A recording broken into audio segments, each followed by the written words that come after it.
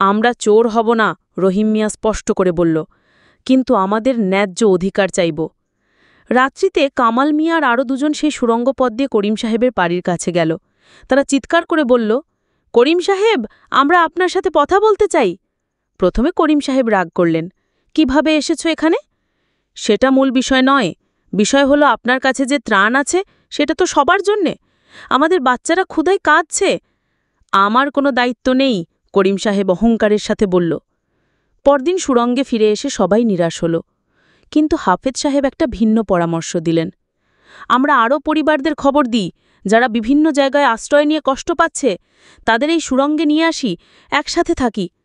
আস্তে আস্তে আরও মানুষ এলো। সুড়ঙ্গটা একটা ছোট পাড়ার মতো হয়ে গেল। সবাই নিজেদের সামান্য সম্পদ ভাগ করে নিল। কেউ ভাত দিল, কেউ ডাল, কেউ তেল, নুন।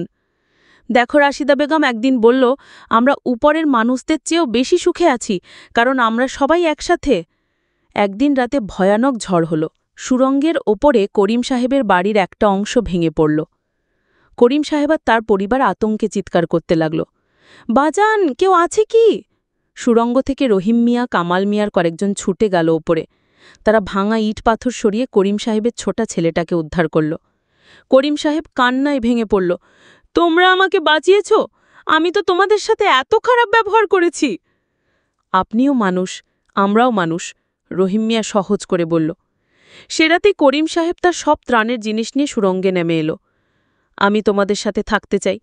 বন্যা চলে যাওয়ার পর যখন সবাই উপরে উঠল, তখন দেখা গেল একটা নতুন সমাজ তৈরি হয়েছে।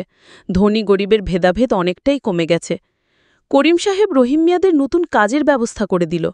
হাফেজ সাহেবের সেই সুড়ঙ্গটাকে তার একটা কমিউনিটি সেন্টার বানিয়ে ফেলল, যেখানে সবাই একসাথে বসে পরামর্শ করে।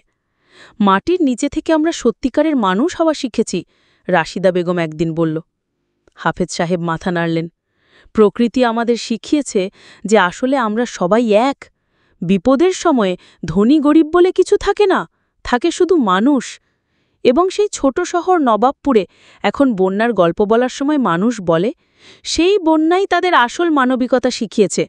মাটির উপরে সংসার হয়তো রঙিন, কিন্তু মাটির নিচে সংসার হয় সত্যিকারের।